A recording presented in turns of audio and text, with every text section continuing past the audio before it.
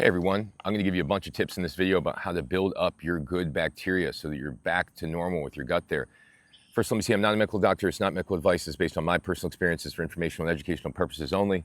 So back to the topic here. So how do you build up your good bacteria in your gut? Well, the first thing you want to do is you want to change your diet to support that. And the number one way you want to do that is by increasing plant fiber, okay?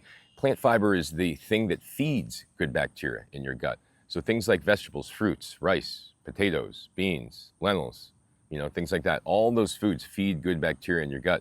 So you want to include more of those, but you also want to have a variety of them, right? You don't want to be just eating 3 different vegetables and 2 different fruits and keep doing the same thing. You want to rotate your foods. You want to eat a wide variety. Ideally, you're supposed to have 30 different foods over the course of a week, 30 different plant-based foods if you can handle that. If not 20 different foods, just shoot for 20 different foods over the course of the week. That is one way you really definitely help build up the good bacteria in your stomach, and that is the most important way of all. And I want to say also, you don't want to overconsume foods that do the opposite. Things like meat, eggs, dairy, things like that, processed foods. Those things are all distort the gut microbiome and go in the other direction, and you definitely do not want that, obviously. So the next thing you want to do is look into prebiotics. Okay, prebiotics. There are plenty of plant-based prebiotics. They're very helpful. My favorite is probably acacia fiber. That is a really good one that's soft on the stomach. I mix that with smoothies and or go ahead and just mix it with water, but I personally prefer the smoothies. It gives it a nice texture. And then we got other ones like arabinogalactin, apple pectin, bee propolis, inulin, things like that.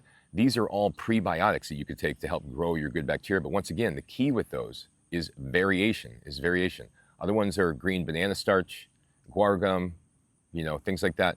But you have to have variation. What you do ideally is buy 4 or 5 of these things and rotate them, where you have 2 of them one day, 2 of them the next day, and you keep going back and forth, so you have variety, okay? So if you combine the right diet, where you have plenty of variety in fibers in your plant-based diet, for the most part plant-based diet, where you have at least 80-90% plants, 10 to 20% animal products at the absolute max, if you have a wide variety of fiber there, you have the carbohydrates there, then you're going to feed the good bacteria from your food. On the other side of it, if you have the prebiotics that you're taking, then you're going to start building up the good bacteria even quicker, because these things specifically feed good bacteria extremely quickly. So another thing you can do is you can obviously take probiotics, but my favorite way of doing this is simply culturing the probiotics yourself, okay?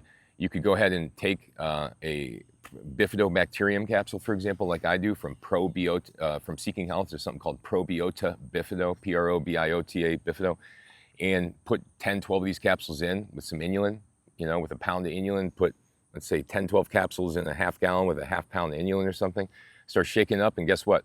The bacteria start replicating, and they'll break down these prebiotics, and they'll actually turn them into short chain fatty acids, and you'll just have many more bacteria than you ever started with the probiotics. So what I do with probiotics is actually culture my own probiotics, and I'll either use, like I said, inulin as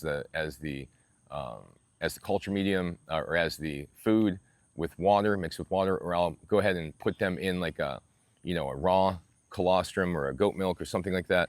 But this is typically what I do. So yeah, there are other probiotics. There's like Lactobacillus rhamnosus, Lactobacillus plantarum, the Bifidobacterium species, the Bacillus subtilis. These are the ones that are probably most important. But the key is with prebiotics, to get bacteria to grow in your body, you want to have the prebiotics. Those are the most important part. If you don't have the prebiotics, you can put all the probiotics in you want, but you're not going to be able to make long-term progress. So these are the keys. I also want to say, to be able to get your good bacteria to grow, you're also going to make sure that you're not living in a moldy environment. Okay, if you're living in a moldy environment, then you're going to have problems, because that'll disrupt your gut microbiome, impair your good bacteria from replicating. You also want to go ahead and consider things like binders, things like carbonized bamboo, like bentonite clay, zeolite, things like that. If you have toxins in your gut already from exposure or things like that, it can cause your bacteria to not be able to grow. So this is all I want to cover. Thanks for watching my video, guys, and go to my website endsickness.org for more videos, more articles like this. Take care.